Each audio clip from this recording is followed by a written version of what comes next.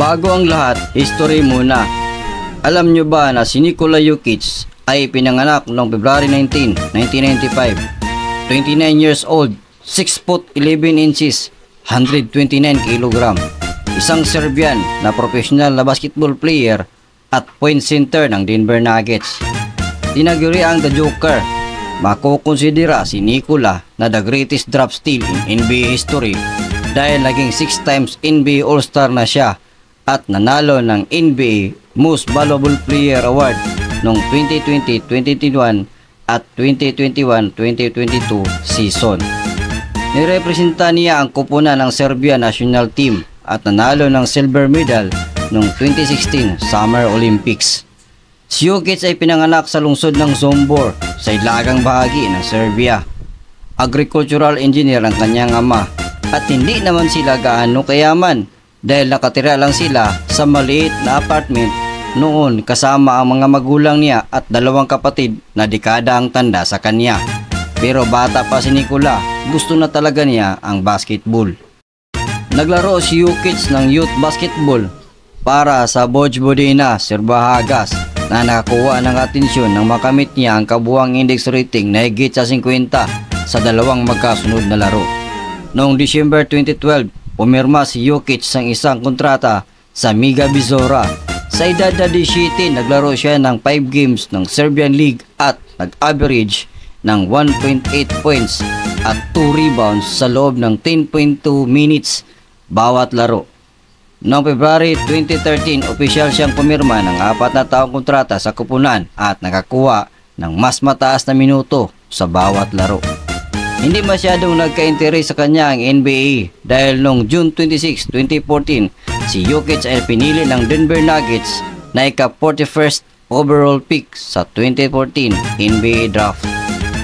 Sa unang laro ng Adriatic League, pinangunahan ni Jokic ang kanyang koponan sa isang 103-98 panalo laban sa MCT Skopje at umiscore ng 27 points, 15 rebounds at ang kabuang index rating niya ay 44. Noong November 3, nagtala siya ng 17 points, 12 rebounds at season high na 8 assists, 90-84 na tagumpay laban sa Zadar. Nang nanalo sila kontra Igokia sa score na 196, nakapagtala si Nikola ng 28 points, 15 rebounds at naging MVP si Nikola Jokic.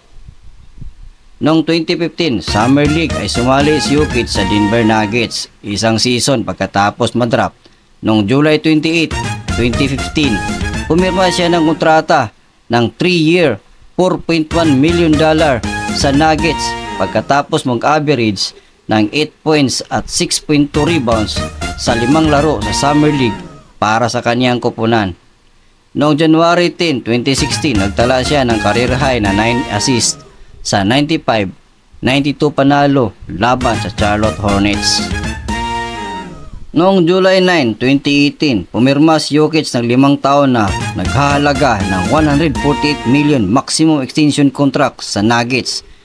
Noong October 20, 2018, sa ikalawang laro ng season ng Nuggets, nagtala si Jokic ng 35 points, 12 rebound at 11 assists sa 119-91 na panalo laban sa Phoenix Suns. Napantayan niya si Wilt Chamberlain na umiscore ng triple-double na may 30 plus points na walang mintis sa field goal. Kaya tinawag siya na the greatest draft steal in NBA history. Noong 2019-2020 season ay natalo sila sa Western Conference Final laban sa LA Lakers, ang team ni LeBron James. Noong 2020-2021 season ay nakuha niya ang kanyang unang MVP award sa average na 26.4 points, 10.8 rebounds at 8.3 assists.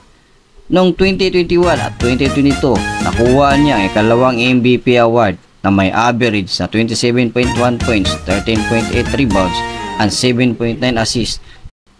Noong July 1, 2022 ay nag-sign siya ng 5-year, $264 million Supermax contract extension sa Denver Nuggets, making it the richest deal in NBA history at the time of the signing. At napatunayan ni Nikola Jokic na karapat-dapat siya sa kontrata dahil sila ang champion sa 2022-2023 season at nakuha pa niya ang Finals MVP Awards sa average na 24.5 points, 11.8 rebounds, and 9.8 assists. So bakit nga ba sinasabi na jackpot ang Denver Nuggets sa kanya? Dahil champion na sila at pwede pa silang mag back-to-back champion dahil nahirapan ng mga team na pigilan si Nikola Jokic kahit may 7'4" na bata at athletic na Victor Wembanyama sa liga.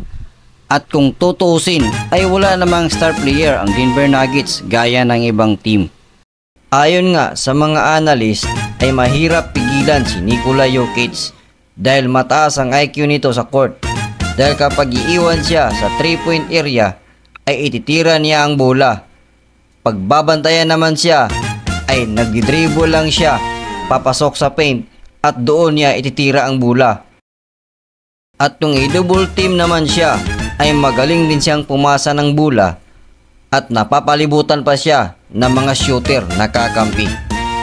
Ngayong season, ang average nila Joker ay 26.4 points, 12.3 rebounds, 9 assists at number 2 sila sa East na may 53 wins at 23 losses, kapareho nila ang Minnesota Timberwolves. Ang mga nagtatanong kung may asawa na si Nikola Jokic, oo, meron na. At meron na rin siyang anak na 1-year-old na babae. At sa laban nila kontra San Antonio Spurs ay nanalo nga sila sa 110-105. Mga idol, hanggang dyan na lang ang aking ibabalita at mamamasada muna ang inyong tagapagbalita. Paalam.